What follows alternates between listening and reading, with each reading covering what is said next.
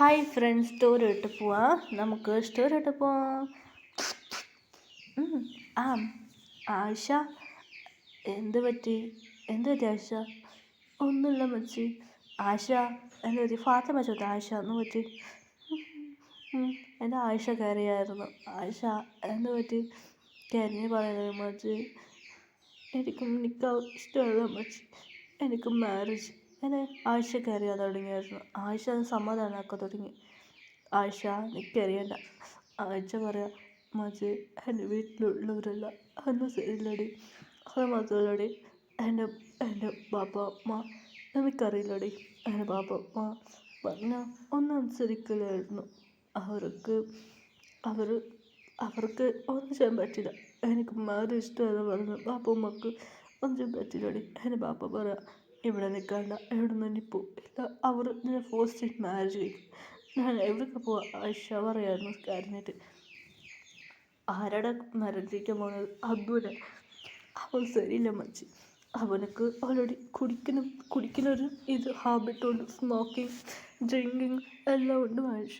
ആയിഷ കയറിയ ഫാത്തിമക്ക് ഇത് കേട്ട് സാഡായി. ഫാത്തിമ പറയാൻ തുടങ്ങി, മച്ചി നീ സാഡാക്കണ്ടടി, ഞാൻ പറഞ്ഞ കേൾക്ക്, നീ സാഡാക്കണ്ട. ആയിഷ പറയാം, ആയിഷനോട് പറയാം, ഫാത്തിമ ഞാൻ വീട്ടിലേക്ക് വരാം, നീ വീട്ടിലേക്ക് പോയിക്കോ, ഞാൻ പറഞ്ഞാൽ മതി, നമ്മളിപ്പോൾ ഷോപ്പിംഗ് ചെയ്യാം. അങ്ങനെ ആയിഷയും കൂടെ ഫാത്തിമ ഷോപ്പ് ചെയ്യാൻ തുടങ്ങി. ഷോപ്പിംഗ് നന്നായിട്ട് ചെയ്തു. ആയിഷ പറഞ്ഞു, മച്ചി ഷോപ്പിംഗ് എന്തിനാ ചെയ്തു. അങ്ങനെ ഷോപ്പിംഗ് രണ്ടുപേര് നന്നായിട്ട് ഷോപ്പിംഗ് ചെയ്തു. എല്ലാ സാധനങ്ങളും വേണം, അതെല്ലാം ഷോപ്പിംഗ് നന്നായിട്ട് ചെയ്ത് കഴിഞ്ഞു. ആയിഷ പറയാൻ തുടങ്ങി, മച്ചി ഞാൻ പറഞ്ഞ കേക്ക്, ഇത് ടെൻഷനൊന്നും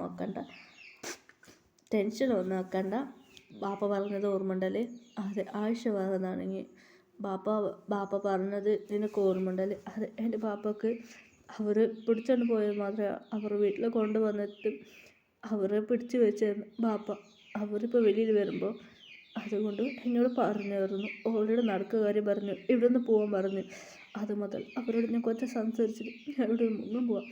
ആയിഷ പറഞ്ഞു കയറിയിട്ട് ഫാത്തിമ കുറച്ച് സാഡായി. അങ്ങനെ ഫാത്തിമ വിളിപ്പിച്ച് ഒരാളോട് പറഞ്ഞു. അങ്ങനെയായിട്ട് ഒരാൾ വന്നു. പിന്നെ ആ വീട്ടിലേക്ക് അങ്ങനെ ഫുഡ് ഉണ്ടാക്കുന്ന ഒരു അമ്മയാണ്. അവരുടെ ഈ ഫുഡിൽ ഇങ്ങനെ ഒരു അക്കാണ് അവരോട് ഫുഡിൽ കളിക്കി കൊടുത്ത്. അവർ പറഞ്ഞു, ശരി നീ നല്ല കുട്ടിയാണ്, എൻ്റെ ഒരിക്കൽ ജീവൻ രക്ഷിച്ചത്, അതുകൊണ്ട് ഞാൻ നിങ്ങൾക്ക് ഹെൽപ്പ് ചെയ്യാമെന്ന് ആയിഷയോട് പറഞ്ഞു. ഓക്കെ എന്ന്. എല്ലാവരും കഴിക്കുന്ന ഫുഡിലും എല്ലാം ഫുഡിൽ കളിക്കുകയായിരുന്നു. ഹീറോയിൻ മമ്മി മാത്രം ഫുഡ് കഴിച്ചില്ലായിരുന്നു. അവരെല്ലാവരും കഴിച്ചാൽ പിന്നെ ഫുഡ് കൊടുക്കുന്നതാണ്. അവർ മാത്രം കഴിച്ചില്ലായിരുന്നു. അവരെല്ലാവരും ഉറങ്ങിയായിരുന്നു. രാത്രി 12 മണി ഹീറോയി വീട്ടിലേക്ക് വന്നു. മോം, എന്തമ്മ ആയിഷ, നീ എങ്ങനെയമ്മ ഇവിടേക്ക് വന്ന? അതല്ലമ്മ, കറണ്ട് കട്ടാക്കിയിട്ട് വന്നതാ. അതമ്മ ചോദിച്ചു, കറണ്ട് കട്ട് ചെയ്ത് വന്നു. ആയിഷ പറഞ്ഞു, മോം ഞാൻ കൊറിയക്ക് പോവാം. ഇത് കേട്ട് ആയിഷ മമ്മി ഷോക്കായി. എന്തമ്മ നീ പറഞ്ഞേ? കൊറിയക്ക്? അതേത് നാട്? മാം, എനിക്ക് ഫാത്തിമക്ക് അവിടെ ജോലി കിട്ടുന്ന കൊറിയക്ക് പോവാം. ആയിഷ പറഞ്ഞു കരഞ്ഞിട്ട്. ശരിമ്മ ആയിഷ, നീ സൂക്ഷിച്ച് വേണം.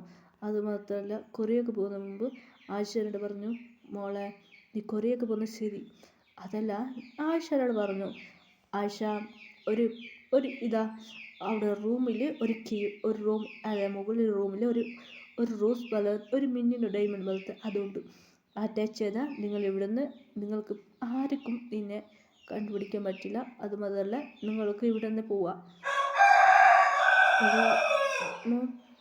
അതെ, നിങ്ങൾ ദൂരത്തിൽ തന്നെ നിങ്ങൾ അവിടുന്ന് ടിക്കറ്റ് ചെയ്ത് നിങ്ങൾക്ക് അവിടുന്ന് പോവാം.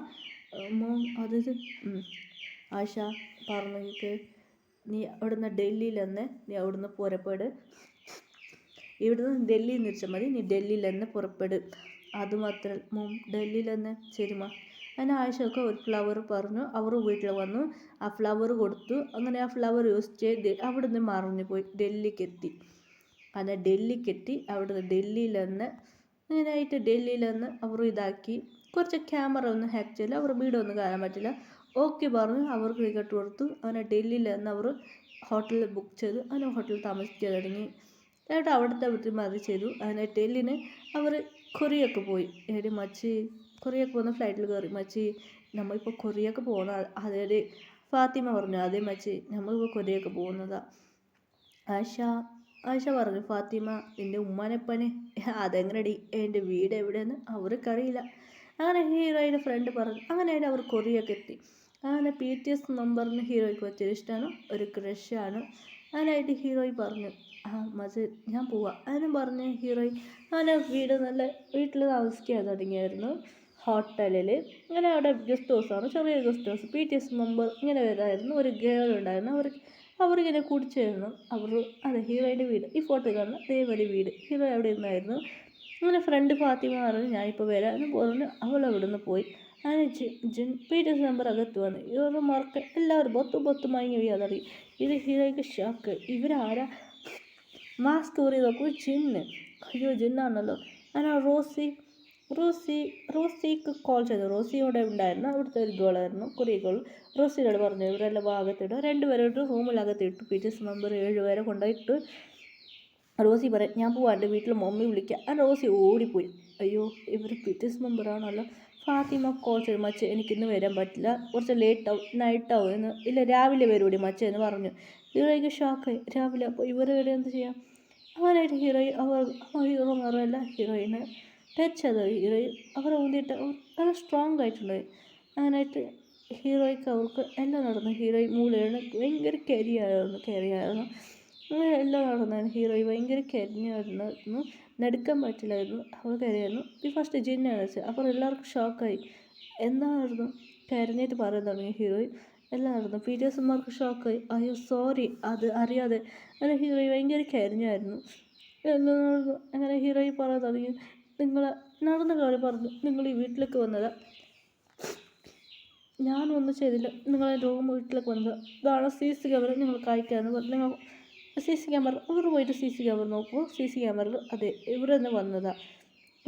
പിന്നെ നിങ്ങൾക്ക് ആരാ നിങ്ങൾ ആപത്ത് വന്ന് പ്രശ്നം വന്നു വെച്ചു അതെല്ലാം നടന്നത്. പിന്നെ ഹീറോ ഭയങ്കര കരയായിരുന്നു, സോറി എന്ന് പറഞ്ഞായിരുന്നു. അങ്ങനെ നോക്കിക്കോളാം. അങ്ങനെ അവർക്ക് കോൾ വന്നു. അങ്ങനെ രാവിലെ അവർ പോയി. ഹീറോ ഭയങ്കര സാഡായിരുന്നു, ഹീറോയ്ക്ക് നടക്കാൻ പറ്റില്ലായിരുന്നു. ഹീറോയിൻ നടന്ന കാര്യം ഫ്രണ്ടോട് പറഞ്ഞു. ഫ്രണ്ട് ഷോപ്പ് മച്ചി അത്